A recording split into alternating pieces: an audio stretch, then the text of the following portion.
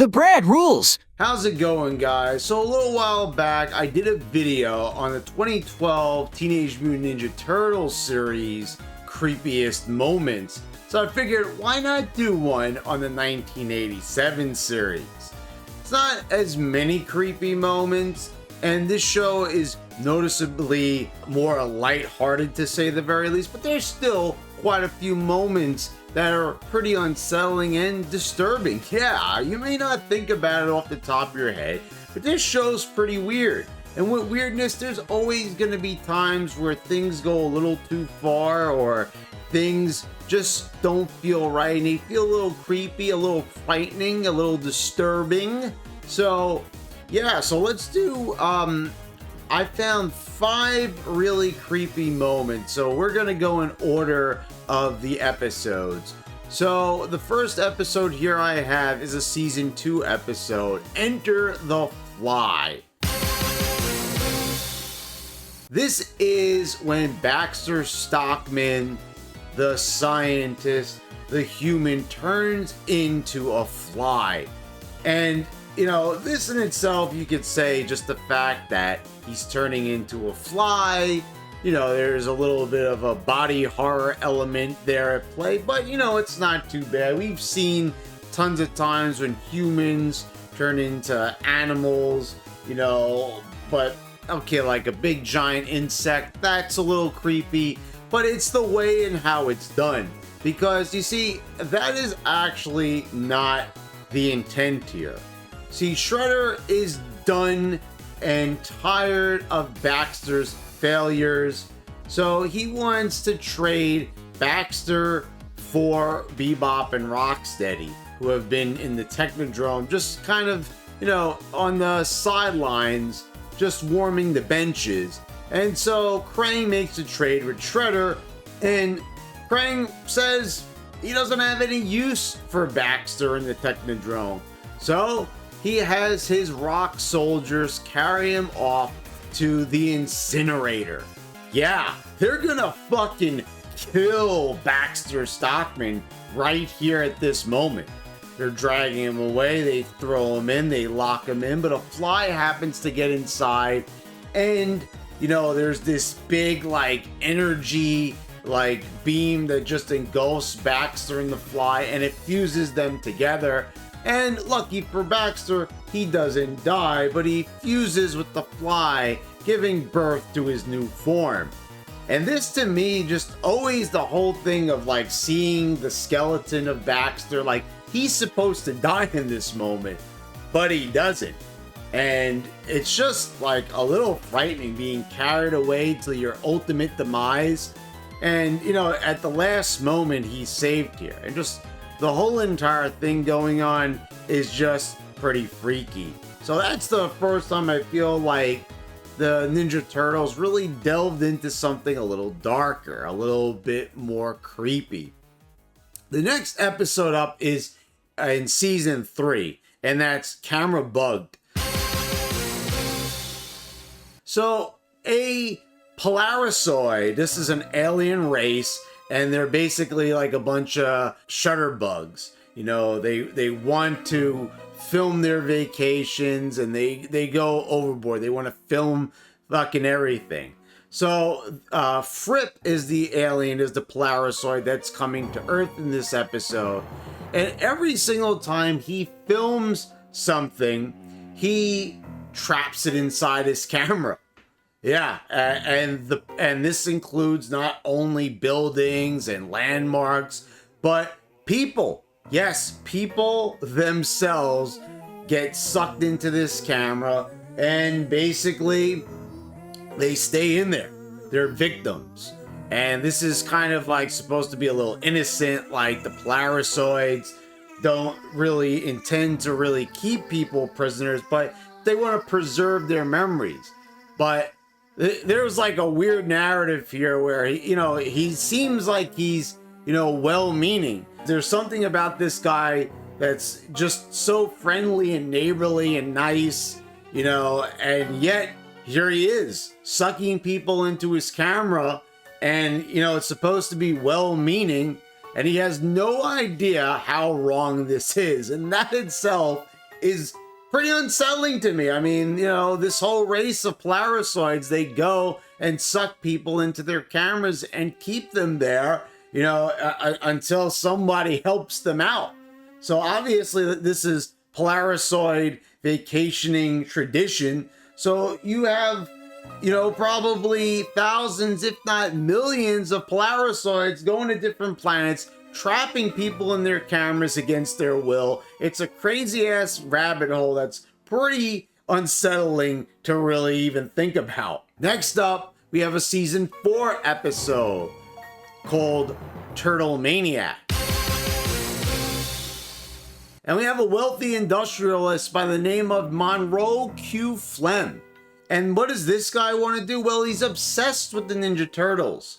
So much so that he wants to turn them into wax figures and keep them forever. And this even includes April O'Neil. And this guy, it says it right there in the name, he's a maniac. This guy is fucking insane. He has recreated the turtle lair.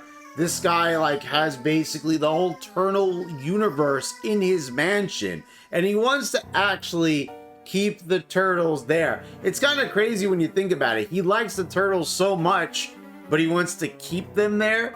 You know, like it's not like they can't even do their job as superheroes. You know, they're not going to be able to do anything trapped there. This is basically inspired by House of Wax, and it does a pretty good job of being inspired by it. Definitely unsettling, definitely creepy.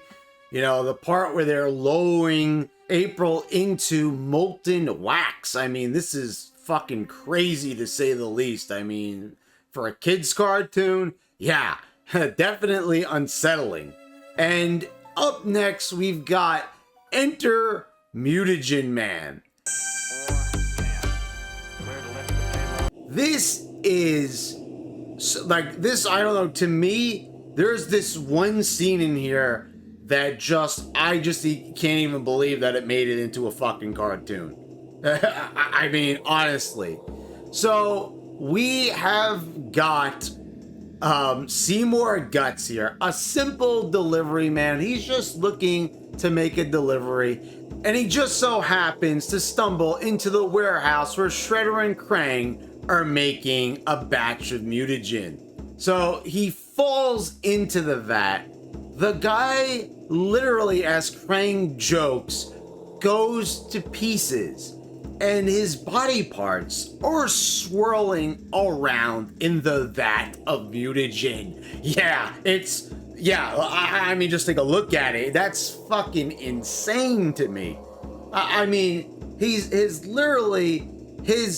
parts are disconnected from his body. He has literally gone to pieces. These body parts have been severed due to the mutagen. And what happens? Krang has to make him a special suit, or he gives him a special suit, and basically becomes Mutagen Man. He is just a pile of guts, and his body parts, his limbs, are just connected to this giant tank. And you have Mutagen Man, who is one of the most disturbing characters, villains, just unfortunate victims that I have ever seen in any cartoon. I mean, look at the guy. You could even make the argument it's a fate worse than death.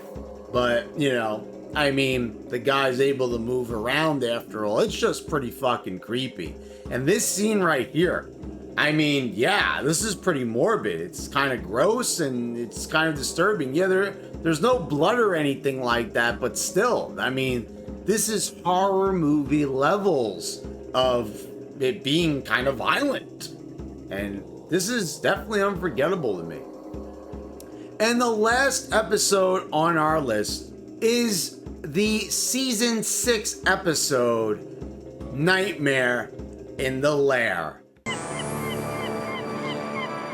And this, to me, I mean, this one takes the cake. This is a Nightmare on Elm Street inspired episode, and this story is pretty freaky. So Donatello, he makes this machine that you could wear on your head, and you basically can have your wildest dreams come true. It's virtual reality, and there's a glitch in the system, and it's this creature, and he is trapped inside of this thing, and basically he can trap you in your fantasy, just as Freddy Krueger can trap you and haunt your dreams. We've got Creepy Eddie here, and he basically looks a lot like Freddy Krueger. You know, definitely heavily inspired. I mean, look at that striped shirt of his. And this guy basically torments Michelangelo, and the rest of the turtles have to save Michelangelo and Leonardo from this fate. And Creepy Eddie actually manages to make it to the other side and escapes to the real world. But thanks to April O'Neil in the end, she manages to save both of them. And this is definitely just an unsettling episode, to say the least. I mean, it is inspired by Nightmare on Elm Street. It is very creepy, very unsettling. I mean, wow. Definitely pushing the boundaries of like what's too much for a kid's cartoon, but this was kind of common, you know, back in the 80s and 90s. Anyone who's watched the real Ghostbusters knows that, you know, they could push it a little far. I mean, you know, hell, look at Courage the Cowardly Dog later on. You know, that was something that even to this day, I'm surprised that they were able to air as children's television. I mean, wow. So yeah, Nightmare on the Lair is definitely as like an overall creepy episode. The fact that this guy is like trapping them in their fantasy, you know, against their will, obviously. And, you know, just the way this guy looks, he's totally maniacal, totally, as the name would suggest, creepy. He is Creepy Eddie after all. But yeah, I mean, definitely an episode where you're like sitting there like, damn, this is a children's show and they're trying to creep me the fuck out.